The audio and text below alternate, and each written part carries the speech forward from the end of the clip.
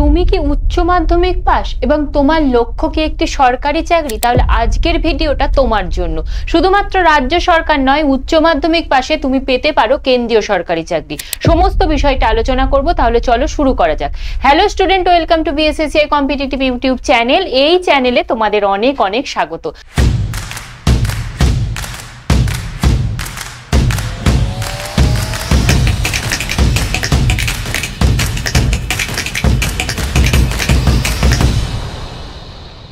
আজকে আমাদের আলোচনার বিষয় থাম্বনেল দেখে বুঝতেই পারছো, সরাসরি আমরা ভিডিওতে চলে যাব। দেখো, বিজ্ঞপ্তিটা বেরিয়েছে কোথায় থেকে? না, CSIR IHBT থেকে। তোমরা এই CSIR সম্পর্কিত আগে অনেক ভিডিও দেখেছো এবং সেখানে দেখেছো যে JSA পদে কিন্তু নিয়োগ চলছে। তোমাদেরকে বারবার আমি বলেছি যে একটা প্রিপারেশনের কিন্তু তোমার কাছে অনেকগুলো এবছরে চাকরির সুযোগ আসবে এবং একটা না হলে আর একটা পরীক্ষা, কোনো না কোনো একটা পরীক্ষাকে তো তুমি পাখির চোখ করতেই পারো। সেই সম্পর্কিত বিষয়গুলোই আজকে আলোচনা করব। CSIR মানে কি? CSIR হচ্ছে council of scientific and research institute এবং IHBT হচ্ছে ইনস্টিটিউট অফ হিমালয়ান বায়োরিসোর্স টেকনোলজি। এটি একটি অবশ্যই কেন্দ্রীয় সরকারি সংস্থা। সমগ্র ভারত থেকে আবেদন করা যাবে, ছেলে মেয়ে কিন্তু উভয়েই আবেদন করতে পারছো তোমরা।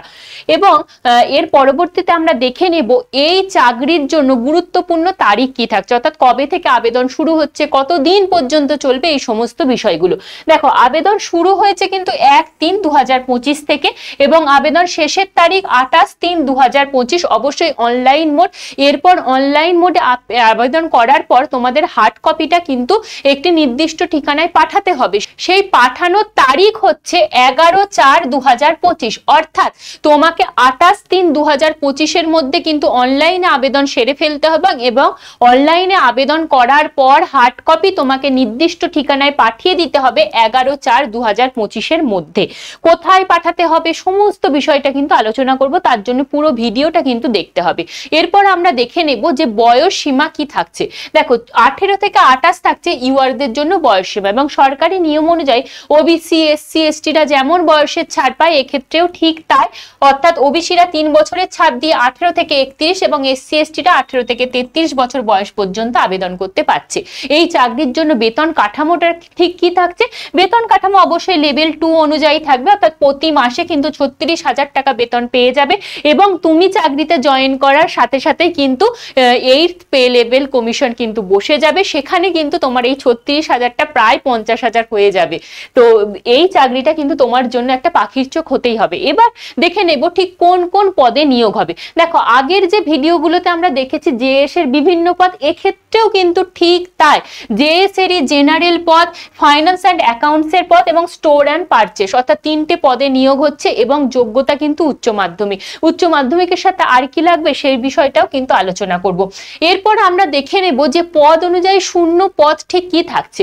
দেখো, JS এর যে জেনারেল ক্যাটাগরি সেটাতে শূন্য পদ থাকছে 7টা এবং ফাইন্যান্স অ্যান্ড অ্যাকাউন্টসে থাকছে 2টো এবং স্টোরস এবং পারচেসে থাকছে 1টা, টোটাল 10টা। এবার তোমরা বলবে ম্যাডাম 10টা, কিন্তু তোমরা যদি আমাদের এই পুরনো ভিডিওগুলো দেখো, এই CSIR নিয়ে আমি অনেকগুলো পোস্ট করেছি যেগুলো কিন্তু এই মার্চ মাসেই আবেদন চলছে। সেগুলোতে প্রত্যেকটা মিলিয়ে যদি তুমি এবার শূন্যপদটা ক্যালকুলেট করো তখন দেখবে শূন্যপদ কিন্তু অনেকটা থাকছে এবং অবশ্যই তোমার যদি সেই রকম প্রিপারেশন থেকে থাকে তাহলে তুমি একটা না একটা পরীক্ষা কিন্তু লাগাতেই পারছো এবং বারবার পরীক্ষা দেওয়ারও সুযোগ পাচ্ছ। আবেদন ফিসটাও কিন্তু অন্যান্য পরীক্ষার তুলনায় এখানে অনেকটা কম, সুতরাং এই পরীক্ষাগুলোতে কিন্তু আবেদন দিয়ে দাও। অনেকেই তোমরা মনে করো কি যে এই মাত্র এই কটা শূন্যপদ কি হবে আবেদন করে, সারা ভারত থেকে সবাই আবেদন করবে, কিন্তু তা নয়। তুমি দেখো তোমার একটা মাত্র প্রিপারেশনে তুমি কতবার নিজেকে জাজ করতে পারছো। সুতরাং আবেদন মূল্য যেহেতু কম, বারবার তোমরা আবেদন করো, তোমরা একটা না একটা পরীক্ষায় কিন্তু উত্তীর্ণ হবেই। এরপর আমরা দেখে নেব শিক্ষাগত যোগ্যতাটা ঠিক কি থাকছে। দেখো, প্রথমেই উচ্চ মাধ্যমিক পাস হতে হবে তোমাকে এবং উচ্চ মাধ্যমিকের সাথে তোমাকে ইংলিশ বা হিন্দিতে কিন্তু টাইপিং জানতে হবে, যেটা কিন্তু একটু প্র্যাকটিস করলেই হয়ে যায়। ইংলিশের ক্ষেত্রে তোমাকে মিনিটে 35টি শব্দ এবং হিন্দির ক্ষেত্রে মিনিটে 30টি শব্দ তোমাকে টাইপিং করতে হবে। এরপর আমরা দেখে নেব যে নির্বাচন পদ্ধতি কি থাকছে। দেখো, নির্বাচন পদ্ধতি মোট 3টে ধাপে নিয়োগ হবে, 2টো পেপারে লিখিত পরীক্ষা এবং টাইপিং টেস্ট, কোনো ইন্টারভিউ নেই। এবং যে লিখিত পরীক্ষাটা হবে সেটা এমসিকিউ বেসড প্রশ্ন হবে এবং প্রশ্নের ভাষা হবে হিন্দি এবং ইংলিশ। প্রথম পেপারে যদি তুমি পাস করো এবং কাট অফের মধ্যে যদি তুমি আসতে পারো তাহলে তুমি টাইপিং টেস্টে ডাক পাচ্ছ এবং টাইপিং টেস্টে পাস করলে তারপর তুমি পেপার 2 তে পরীক্ষা দিতে পারছো। এই হচ্ছে বিষয়টা। এবং প্রথম পেপারের নাম্বার যোগ হবে না, দ্বিতীয় পেপারে তুমি যে নাম্বারটা পাবে সেই অনুযায়ী কিন্তু চূড়ান্ত মেধা তালিকা প্রকাশিত হবে এবং তোমার নিয়োগ হয়ে যাবে। কোনো রকম কোনো ইন্টারভিউ এখানে থাকছেই না। এরপর আমরা দেখে নেব এই যে দুটো পেপারে পরীক্ষা কি কি বিষয় থাকবে। দেখো পেপার 1 এর ক্ষেত্রে শুধুমাত্র মেন্টাল এবিলিটি থাকবে, 100টা প্রশ্ন থাকবে, মোট নম্বর 200 এবং সময় হচ্ছে 90 মিনিট, অর্থাৎ প্রত্যেকটা প্রশ্ন কিন্তু 2 নম্বর। এবার মেন্টাল এবিলিটির মধ্যে কি কি বিষয় থাকবে না, general intelligence, quantitative aptitude, reasoning, problem solving এবং সিচুয়েশনাল অ্যাপটিটিউড, এই বিষয়গুলো থাকছে। সুতরাং এই বিষয়গুলো তুমি যদি ভালো করে যদি বারবার প্রিপারেশন নাও এবং বারবার প্র্যাকটিস করো তোমার কিন্তু এই চাকরিটা একদম বাধা বলা যেতে পারে। কোনো নেগেটিভ মার্ক নেই এই পেপার 1 এ, এই পেপারের নাম্বার যোগ হবে না। এই পেপারে শুধুমাত্র যদি তুমি পাস করে কাট অফের মধ্যে আসতে পারো তাহলেই তোমাকে একটা টাইপিং টেস্ট দিতে হচ্ছে এবং টাইপিং টেস্টে আশা করি তোমরা সবাই পাস করে যাবে এবং তারপরেই তোমাকে পেপার 2 তে পরীক্ষা দিতে হবে। পেপার 2 তে পাস করলে কিন্তু তোমার চাকরি বাঁধা।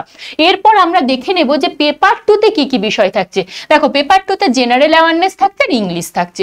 মোট 50টা করে প্রশ্ন থাকবে দুটোর ক্ষেত্রে এবং 150টা করে মোট নাম্বার হচ্ছে 300, অর্থাৎ এক একটা প্রশ্ন কিন্তু 3 নাম্বারের থাকছে এবং সময় থাকছে 1 ঘন্টা।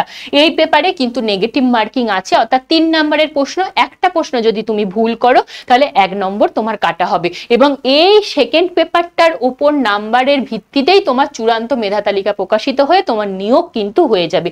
কোনো রকম কোনো ইন্টারভিউ নেই। আবেদন পদ্ধতি কি, দেখো আমি অফিসিয়াল ওয়েবসাইটটা দিয়ে দিয়েছি, তোমরা প্রয়োজনে স্ক্রিনশট তুলে রাখতে পারো কিংবা ডেসক্রিপশন বক্সে দেখবে দেওয়া আছে, সেখান থেকে তুমি লিংকে যেই ক্লিক করবে তোমার কাছে যে পেজটা ওপেন হবে সেখানে রেজিস্টার করতে হবে। রেজিস্টার করার পরে একটা অ্যাপ্লিকেশন ফর্ম আসবে, সেটা ভালো করে ফিল আপ করবে। ফিল আপ করার পর ডকুমেন্ট আপলোড করবে, ফিস পেমেন্ট করবে। অবশ্যই কিন্তু আবেদনপত্রটা নিজের কাছে প্রিন্ট করে রাখবে। কেন নিজের কাছে রাখবে, প্রথমেই বলেছি হার্ড কপি তোমাকে পাঠাতে হবে। এবার দেখে নেব আবেদন মূল্য। আমি বারবার বলেছি আবেদন মূল্য কিন্তু অন্যান্য পরীক্ষার তুলনায় এখানে কম। দেখো ইউআর ওবিসি ইডব্লিউএস এর জন্য 500 টাকা এবং এসসি এসটি পিডব্লিউবিডি ওমেনদের জন্য কিন্তু নীল, কোনো আবেদন মূল্য লাগছে না। আমার ভিডিও যারা মহিলা প্রার্থীরা দেখছো তারা অবশ্যই করে এই সিএসআর এর যতগুলো ফর্ম বেরিয়েছে সবকটা ফিল আপ করো এবং প্রিপারেশন এখন থেকে নেওয়া শুরু করো। একটা না একটা চাকরি তুমি পাবেই, কারণ তুমি এখানে বারবার কিন্তু নিজেকে যাচ করার সুযোগ পাচ্ছ। মনে রেখো বারবার কিন্তু একই কথা আমি বলছি। প্রয়োজনীয় নথিপত্র কি লাগবে, মানে তোমাকে যে হার্ড কপিটা পাঠাতে হবে সেখানে ঠিক কি কি ডকুমেন্ট তুমি দেবে।